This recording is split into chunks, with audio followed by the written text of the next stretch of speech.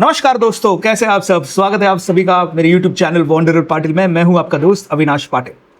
दोस्तों, थर्ड मुंबई ये आज हमारे देश का सबसे बड़ा टॉपिक है इन रियल एस्टेट मार्केट। मैं गारंटी के साथ कह सकता हूं, थर्ड मुंबई एंड धोलेरा को छोड़कर ऐसा कोई भी हॉट प्रॉपर्टी मार्केट पूरे देश में कहीं नहीं है। As a matter of fact, अगर आप यहां पर इन्वेस्टमेंट अपॉर्चुनिटी मिस करते हैं देन शायद आपको पूरी जिंदगी तो थोड़ा ज्यादा हो गया, but in the near future इससे बेहतर अपॉर्चुनिटी नहीं मिलेगी। अब मैं ये क्यों कह रहा हूं, इसके कुछ रीजन है। पहले देखिए, लोगों को लगता था थर्ड मुंबई बहुत बड़ा स्कैम है, फ्रॉड है। पहले मैं समझना होगा कि ये थर्ड मुंबई की जरूरत क्यों पड़ी। मुंबई ऑलरेडी ओवर क्राउडेड है, नवी मुंबई बनाई गई, वो भी कुछ हद तक अब सैचुरेट हो चुकी है। लेकिन जिस तरीके से हमारे देश का पॉपुलेशन बढ़ रहा है, we take pride in claiming that we are 140 crore plus population, लेकिन उस पॉपुलेशन में से बहुत बड़ा तबका है जो मेट्रो में घर अफोर्ड नहीं कर सकता, और इसी वजह से उस मेट्रो को एक्सपांड करना होगा, दूसरी जगहों पर जाना होगा, क्योंकि जैसे जैसे शहरीकरण होगा वैसे वैसे लोगों को एम्प्लॉयमेंट के अपॉर्चुनिटीज ज्यादा मिलेंगी। अब ये थोड़ा डिबेटेबल इश्यू है कि एग्रीकल्चर में अपॉर्चुनिटीज है, क्यों मेट्रो में ही ऑप्शंस है क्या, ये it's a matter of discussion, और एक हेल्दी डिस्कशन उस पर एक अलग तरीके से हो सकता है। लेकिन पहले समझते हैं थर्ड मुंबई की जरूरत क्यों पड़ी।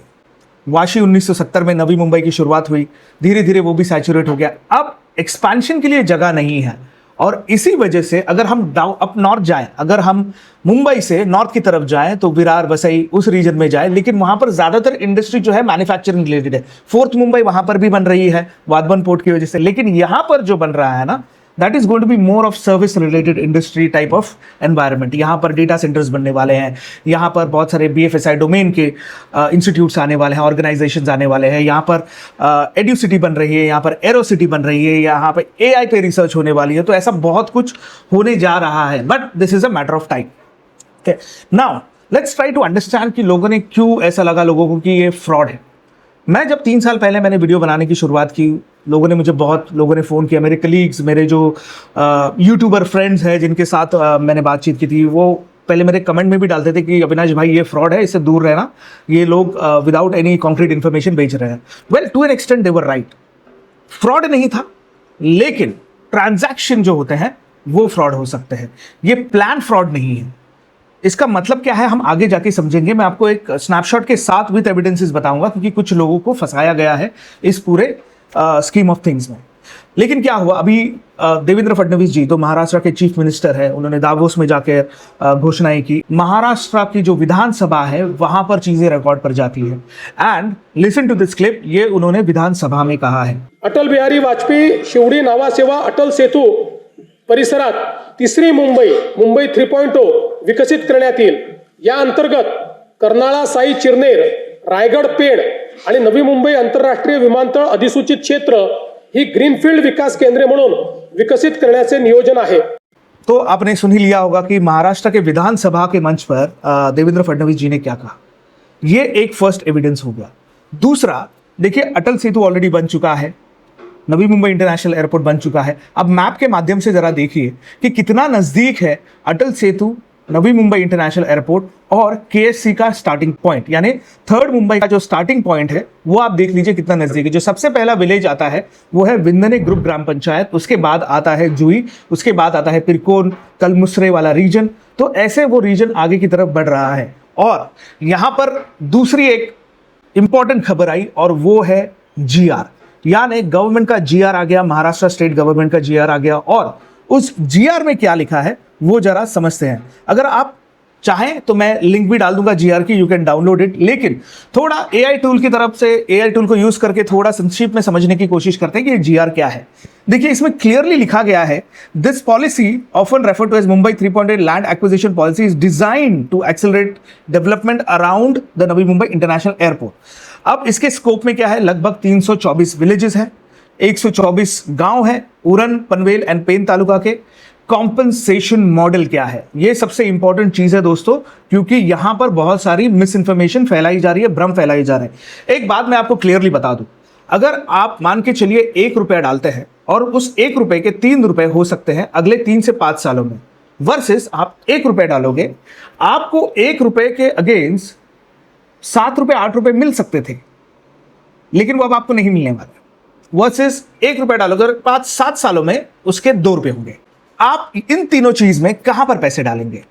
जहां पर 1 के 3 होंगे sure shot, almost 90% probability, sure shot तो कोई नहीं कह सकता, 99% प्रोबेबिलिटी के साथ, वर्सेस जो सेकंड ऑप्शन है जहां पर 7-8 गुना हो सकता था लेकिन अब वो ऑप्शन आउट ऑफ विंडो है। थर्ड ऑप्शन है आप वो पैसा अपने पास रखें, एफडी में डालें या फिर कहीं और इन्वेस्ट करें और वो 5 साल में 2 गुना हो जाए या 7 साल में 2 गुना हो जाए, डिपेंडिंग आप कहां पर इन्वेस्ट करें। आपको क्या लगता है आपका आंसर क्या होगा? मेरे हिसाब से ज्यादातर लोग ऑप्शन 1 चूज करेंगे, यानी कि 1 रुपया डालकर 3 रुपए बनने वाला ऑप्शन। अब ऐसा ही कुछ यहां पर हो रहा है। लोग कहते हैं कि 40% लैंड मिलेगी, जीआर तो सिर्फ 22.5 का आया है, अभी तो एजिटेशन होगा, फलाना ढिमकाना होगा, शायद हो सकता है। लेकिन सबसे इंपॉर्टेंट चीज क्या है ये जरा समझिए, अगर एजिटेशन हुआ चीजें डिले हो सकती है, but there is no assurance कि आपको 40% मिलेगा। नैना का एग्जाम्पल देख लीजिए, वहां पर 40% दिया है लेकिन वो बहुत ही स्नेल पेस पे प्रोग्रेस किया है। टीपीएस 1 में अब हम देख रहे हैं कि सारे प्लॉट्स पे कंस्ट्रक्शन शुरू हो चुका है, टीपीएस 2 में कुछ प्लॉट्स पे कंस्ट्रक्शन हो रहा है, तो टीपीएस 12 तक जाते जाते कितने साल लगेंगे इसका कोई एश्योरेंस नहीं है। वर्सेस अगर 22.5% वाले डेवलपमेंट एरियाज देखें, मैं आपको एक सवाल पूछता हूं, क्या आपने उल्वे का नाम सुना है? क्या आपने पुष्पक नगर का नाम सुना है? क्या आपने करंजड़े का नाम सुना है? क्या आपने द्रोणागिरी का नाम सुना है? मेरे ख्याल से ज्यादातर दर्शकों ने इन लोकेशन के नाम सुने होंगे। अब मैं आपको पूछता हूं, क्या आपने सुकापुर का नाम सुना है? क्या आपने बोनशित का नाम सुना है? क्या आपने नेरे का नाम सुना है? क्या आपने, द आंसर वुड बी शायद बहुत कम लोगों ने ये सुना होगा। इसका रीजन आपको थोड़ा मैं समझाता हूं। जो टीपीएस के विलेजेस है ना, ये थोड़े से स्लो पेस पे ग्रो है, वर्सेस जो 22.5% जहां जहां दिया गया है वो बहुत ही रैपिडली ग्रो हुए हैं। Ulwe transform, Pushpak Nagar transform, Dronagiri transform, Karanjade already transform, people are living there. अब इस वजह से 22.5% वाली जो स्कीम्स हुई हैं अभी तक, वो फास्ट ट्रैक पे मूव हुई है और इसीलिए मेरा ऐसा मानना है कि probability of land converting into NA and valuation jumping to 3x is very high in this region. इसीलिए मैं थोड़ा एम्फेसाइज करता हूं कि अगर आपको, आपका कैपिटल साइज छोटा है, आपके पास बहुत ज्यादा पैसा नहीं है, आप केएससी में जरूर इन्वेस्ट कर सकते हैं। इसके अलावा देखिए 3 मॉडल्स हैं, वहां पर एक्विजिशन मॉडल में पास थ्रू भी है। पास थ्रू में बहुत लोग मुझे सवाल पूछते हैं। देखिए पास थ्रू में क्या है ना कि आप, जितना मेरी अंडरस्टैंडिंग है, जितना मैंने उस डॉक्यूमेंट को समझा है, कि पास थ्रू में आपको जो प्राइवेट एंटिटीज है उनको कॉस्ट कवर करना होगा डेवलपमेंट का, और वो फेज वाइज डेवलपमेंट कॉस्ट जो है वो रिकवर करेंगे। तो कोई इंडिविजुअल ये नहीं कर पाएगा unless you are a very big investor, ठीक है। देन डेवलपमेंट प्रायोरिटीज देखिए, एमआईडीसी, एफडीआई, इनको थोड़ी प्रायोरिटी दी जाएगी और इसके कुछ क्लॉजेज उन्होंने डाले हैं। 250 करोड़ एंड 100 एकड़ ऑफ लैंड अप्रॉक्सीमेटली उस थीम पर है, तो वो तीसरा ऑप्शन भी आपके हाथ से निकल चुका है। तो अगर आप रिटेल इन्वेस्टर है ना, तो आपके पास क्या ऑप्शन बचता है? आपके पास ऑप्शन बचता है, इधर you go for a method, वहां पर ग्रुप बाइंग हो, या फिर you do your individual purchase. अभी इसी श्रृंखला में आपको मैं बताना चाहूंगा कि मेरे पास एक लैंड पार्सल अवेलेबल है, एब्सोल्यूट क्लीन लैंड है, जुई में यह लैंड अवेलेबल है और इसकी साइज है 28 गुंठा, सिंगल ओनर है और ये जो ओनर है ये इन्वेस्टर है। आप में से बहुत लोग मुझे सवाल पूछते हैं कि भाई ये इन्वेस्टर लेकर क्यों बेच रहे हैं जब उनको दिख रहा है कि ये 3x हो सकता है। अब आपको इन्वेस्टर का थोड़ा बैकग्राउंड दे दूं, इनकी बहुत सारी ज़मीनें हैं और इनका काम यही है कि वो लैंड परचेस करते हैं, लैंड बेचते हैं, एक ठीक ठाक वैल्यूएशन पे वो एग्जिट करते हैं। क्योंकि मान के चलिए अगर मैंने एक लैंड खरीदा और 6 महीने में मुझे 20% प्रॉफिट दिख रहा है क्योंकि मैंने बल्क में खरीदा था, मैं 2 बार ऐसे डील को चर्न करूंगा तो मेरा प्रॉफिट हो जाएगा 40% इन अ ईयर। तो इन्वेस्टर्स उस माइंडसेट से ऑपरेट करते हैं, ना कि होल्ड करके देन 10 साल रुकेंगे और उसका 3x 4x होने का वेट करेंगे। Investors who are into trading kind of business बहुत अलग तरीके से ऑपरेट करते हैं। उनके लिए वो चीज को कितने बार खरीदते हैं, बेचते हैं और हर एक ट्रेड पे क्या वो 10 15 20% कमाते हैं। That is how they operate, ठीक है। तो ये लैंड अवेलेबल है, मैं आपको थोड़ा वीडियो भी दिखा देता हूं लैंड का, देख लीजिए। एब्सोल्यूट क्लीन लैंड है, ना कि ये मैनग्रोव में है। आप देख सकते हैं ये लैंड जो है ये कंप्लीटली क्लीन लैंड है, सीआरजेड में नहीं है, कोई और स्पेसिफिक जोन में नहीं है और एब्सोल्यूट टेबल प्लॉट है, भात खेती है। यहाँ पर आपको कोई टेंशन नहीं लेना है। और हाँ, इसकी आस्किंग प्राइस जो है वो है 6.7 lakhs plus taxes. Is it negotiable? Yes it is negotiable. आप इस नंबर पे कॉल कीजिए मुझे, but the idea is this will not be sold into pieces, this will be sold to one individual buyer. आप 4 लोग आकर इसे खरीद सकते हैं। अगर आप आते हैं हम आपसे मीटिंग करेंगे, हम लैंड लाकर आपको दिखा देंगे।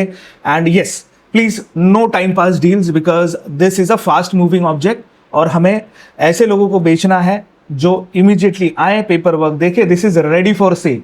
Eight the most we can take up to 1 month to close the deal, लेकिन 3 महीना 4 महीना खींचने वाला ये हिसाब नहीं है। This is a immediate closure action item. तो ध्यान से देखिएगा। और दूसरी बात आपसे भी करनी थी कि कंसल्टिंग से रिलेटेड अगर आपको कुछ डाउट्स हैं मुंबई 3.0 पे रिलेटेड, आप मेरे साथ बात कर सकते हैं, कंसल्टिंग कर सकते हैं। This is a chargeable consulting.